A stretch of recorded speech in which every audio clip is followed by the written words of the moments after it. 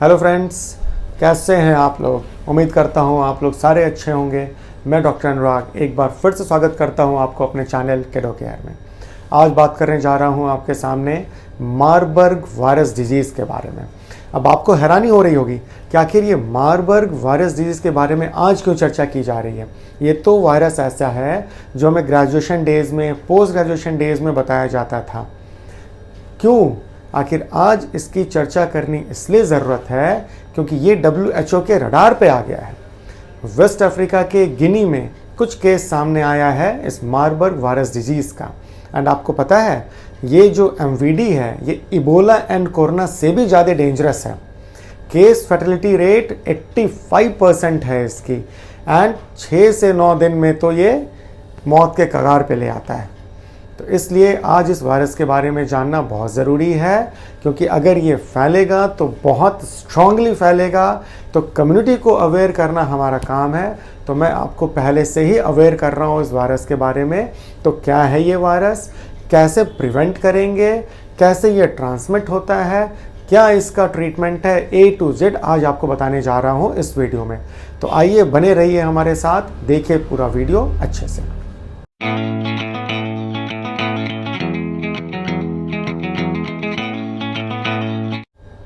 Marburg virus disease, इसको Marburg haemorrhagic disease भी कहा जाता था। सबसे पहला आउटब्रेक 1967 में मारबर्ग में एंड फ्रैंकफर्ट जर्मनी में देखा गया था। साथ ही साथ बेलग्रेड जो आज सर्बिया का पार्ट है वहाँ भी देखा गया था। तो ये एक तरीके का जूनोटिक डिजीज़ है। जूनोटिक डिजीज़ का मतलब होता है कि इसका रिजर्वायर एनिमल्स होते हैं। तो ये मिलता है बैट्स में, यस, चमगादड़ में ये मिलता है कॉमनली, नेचुरली। लेकिन कुछ रीज़न से, कुछ कारणों से ये ट्रांसमिट हो सकता है ह्यूमन बींग्स में। तो एक बार जब ये ट्रांसमिट हो जाता है ह्यूमन बींग्स में, then human to human transmission बहुत फास्ट होता है। तो देखते हैं कि ट्रांसमिशन का क्या क्या रूट है। तो ट्रांसमिशन के रूट्स में ये बॉडी फ्लूइड से या ब्लड से आप कह सकते हो ये ट्रांसमिट होता है। अगर एक पेशेंट जो कि इन्फेक्टेड है इस वायरस से, उसका बॉडी फ्लूइड या उसका ब्लड दूसरे के कांटेक्ट में आएगा तो दूसरों को होने के चांसेस बढ़ जाएंगे। इसलिए ये डिजीज़ को आप देखोगे तो हेल्थ केयर वर्कर्स में ये सबसे रैपिडली फैलता है, क्योंकि हेल्थ केयर वर्कर्स ही आते हैं सबसे पहले इनके कांटेक्ट में, या तो इनके फ्लूइड के या तो इनके ब्लड के। इवन जो निडल होता है, निडल स्टिक इंजरी से भी ये बहुत रैपिडली फैलता है। ये एक RNA वायरस है जो कि फिलो वायरस फैमिली से बिलोंग करता है। तो आपने देखा है कि वायरस का बहुत सारा कैटेगरीज होता है। DNA वायरस भी हो सकता है, RNA वायरस भी हो सकता है। तो ये RNA वायरस का एक सब ग्रुप है। जहाँ तक मैनिफेस्टेशन का सवाल है तो वेरियस मैनिफेस्टेशंस होता है इसका भी अगर आप देखोगे तो स्पेक्ट्रम बहुत ही वैरी करता है एक एंड से दूसरे एंड तक। जब ये स्टार्ट होता है, सबसे पहले मैं आपको ये बता दूं, इसका इंक्यूबेशन पीरियड 2 दिन से 21 दिन हो सकता है। कहने का मतलब जिस दिन वायरस आप में एंटर किया है, सेम डे आपको सिम्टम्स आ जाएं, लक्षण आ जाएं, ज़रूरी नहीं है। चूँकि इंक्यूबेशन पीरियड 2 दिन से 21 दिन है, तो हो सकता है जिस दिन ये एंटर किया है उसके दूसरे दिन से लेके 21वें दिन तक आपको सिम्टम्स आए, शुरुआत हो। तो शुरुआत होता है ये हाई ग्रेड फीवर से। फीवर होगा, चिल्स होता है, बॉडी में शिवरिंग बहुत होती है, हेडेक रहता है, इसमें बॉडी एक बहुत होता है, मस्कुलर पेन होता है, वीकनेस बहुत रहता है इस कंडीशन में। धीरे धीरे दूसरे एंड तीसरे दिन अगर आप देखते हो तो इसमें डायरिया के मैनिफेस्टेशंस आने लगते हैं। पेट में दर्द काफ़ी होगा, लूज मोशंस, दस्त होना शुरू हो जाएगा, वॉमिटिंग पे वॉमिटिंग होती है, नोजिया रहता है, एक फीलिंग रहती है वॉमिटिंग के। इसमें धीरे धीरे धीरे ये डिहाइड्रेशन में कन्वर्ट हो जाता है। मॉडरेट टू सीवियर डिहाइड्रेशन में पेशेंट्स जा सकते हैं। इस कंडीशन में घोस्ट फेसिस बहुत कॉमन है। घोस्ट फेसिस कहने का मतलब भूत की तरह चेहरा हो जाना, आंखें बिल्कुल अंदर की ओर चली जाती हैं, बिल्कुल ड्राई हो जाता है। आप देखोगे माउथ, लिप्स, टंग बिल्कुल सूखे हुए से रहेंगे। गाल आप देखोगे तो गाल अंदर की ओर चला जाएगा। तो ऐसा लगेगा कि एक भूत का अपीयरेंस है, एक घोस्ट का अपीयरेंस है। फिर कुछ दिनों के बाद, जनरली 5वें 6ठे दिन अगर आप देखते हो तो हेमरेजिक फीचर्स आने शुरू हो जाते हैं। मतलब कि ब्लड किसी भी साइड से निकलना शुरू हो जाएगा। हो सकता है कि वॉमिटिंग में ब्लड आ जाए, जब आप खांस रहे हो तो खांसी में ब्लड आ जाए, यूरिन में, पेशाब में ब्लड आ सकता है। जब स्टूल आप पास कर रहे हो, स्टूल के जगह से भी ब्लड आ सकता है। इवन आप जहाँ पे निडल प्रिक करोगे, जहाँ पे आप इंजेक्शन लगाओगे या जहाँ पे आप ब्लड सैम्पलिंग करोगे, वहाँ से भी ब्लड आना शुरू हो जाएगा एंड वो ब्लड रुकने का नाम नहीं लेता है। तो ये हेमरेजिक मैनिफेस्टेशंस होता है।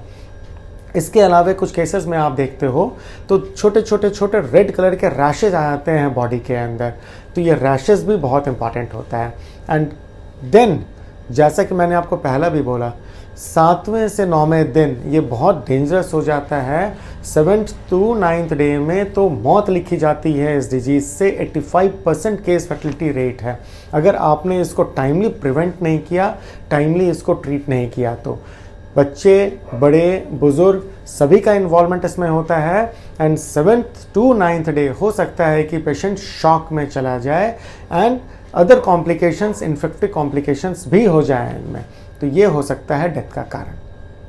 जहाँ तक डायग्नोसिस का सवाल है, डायग्नोसिस में हिस्ट्री एंड क्लिनिकल मैनिफेस्टेशन का सबसे इम्पॉर्टेंट रोल है। आपको हिस्ट्री वाइज सबसे पहले पता कर लेना है, पूछ लेना है पेशेंट से कि क्या आप कभी ऐसे किसी पेशेंट के कांटेक्ट में तो नहीं आए हो। दूसरा, आपका क्लिनिकल जजमेंट, आपका प्रेजेंस ऑफ माइंड उस समय बहुत फास्ट होना चाहिए। आपको शार्पली प्ले करना है, आपको डिटेक्ट कर लेना है as early as possible based on clinical manifestation कि क्या ये इस डिजीज़ में फिट हो रहा है या नहीं।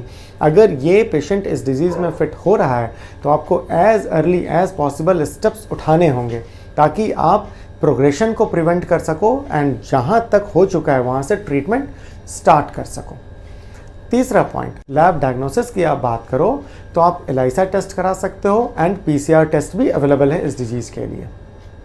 ट्रीटमेंट की अगर हम लोग बात करते हैं तो देखो, आप इस डिजीज़ का कोई पर्टिकुलर, कोई स्पेसिफिक ट्रीटमेंट नहीं है, कोई स्पेसिफिक मेडिसिन नहीं बनी है इस डिजीज़ के अगेंस्ट। तो हमें यहाँ पे पेशेंट को सपोर्टिव थेरेपी देनी है एंड सिम्टोमेटिकली उनको ट्रीट करना है। सपोर्टिव एंड सिम्टोमेटिक का मतलब ये होता है कि पेशेंट जिस चीज़ से गुजर रहा है हमें उस चीज़ को ठीक करना है। हमें इनके फ्लूइड को बैलेंस करना है, इलेक्ट्रोलाइट को बैलेंस करना है, इनके बीपी को मॉनिटर करना है, इनके क्लॉटिंग फैक्टर्स को मॉनिटर करना है, इसे हमें ठीक करना है। इसी तरीके से जितनी भी प्रॉब्लम्स हमें नज़र आ रही हैं पेशेंट के अंदर, हमें उन्हें 1 by 1 ट्रीट करना है एंड वाइटल्स को तो कम्प्लीटली रेगुलरली हमें मॉनिटर करते रहना है। अगर ज़रूरत पड़ी तो इन पेशेंट को हमें आईसीयू में भी शिफ्ट करना है एंड आईसीयू में मॉनिटर करना है, थेरेपी देनी है एंड फाइनली उन्हें वहाँ से निकाल कर लाना है। एंड साथ ही साथ हमें जो कॉम्प्लिकेटिंग इन्फेक्शन है उसको भी ध्यान रखना है, उसको भी ट्रीटमेंट देना है। जहाँ तक प्रिवेंशन की बातें हैं, सबसे पहले मैं हेल्थ केयर वर्कर्स को बोलना चाहूँगा क्योंकि ये फर्स्ट कॉन्टैक्ट पॉइंट होते हैं इन पेशेंट से, इसलिए उनको अपने आप को प्रिवेंट करना बहुत ज़रूरी है। जो एक यूनिवर्सल प्रोटोकॉल है उन्हें हमें फॉलो करने की ज़रूरत होती है। ग्लव्स लगाना ज़रूरी है, कैप लगाना ज़रूरी है, मास्क पहनना है, गॉगल्स लगाने हैं, एप्रन पहनना है, गाउन भी पहन सकते हैं, रिपीटेडली हैंड वॉश करना है। जहाँ तक पॉसिबल हो निडल स्टिक इंजरी से अपने आप को बचा कर रखना है। जहाँ तक पॉसिबल हो इन पेशेंट्स के कांटेक्ट में अगर आप आते हैं तो इन सब बातों को ध्यान में ज़रूर रखें। प्लस मैं पेरेंट्स को भी एंड रिलेटिव्स को भी बोलना चाहता हूँ कि अगर आपके घर में ऐसे कोई पेशेंट हैं तो उनका केयर ज़रूर करें, लेकिन प्रिकॉशनरी मेजर्स के साथ। अगर इस सब्जेक्ट से रिलेटेड आपको कोई भी क्वेरी है, कोई भी क्वेश्चन है तो आप हमें कमेंट बॉक्स में ज़रूर डालें, आपको इसका आंसर ज़रूर हर बार की तरह दे दिया जाएगा। प्लस अगर आपको इस चैनल का कंटेंट अच्छा लगता है तो हमारे चैनल को सब्सक्राइब करना ना भूलें, आपको फ्यूचर में ऐसी कई अपडेट्स और मिलती रहेंगी। Thank you.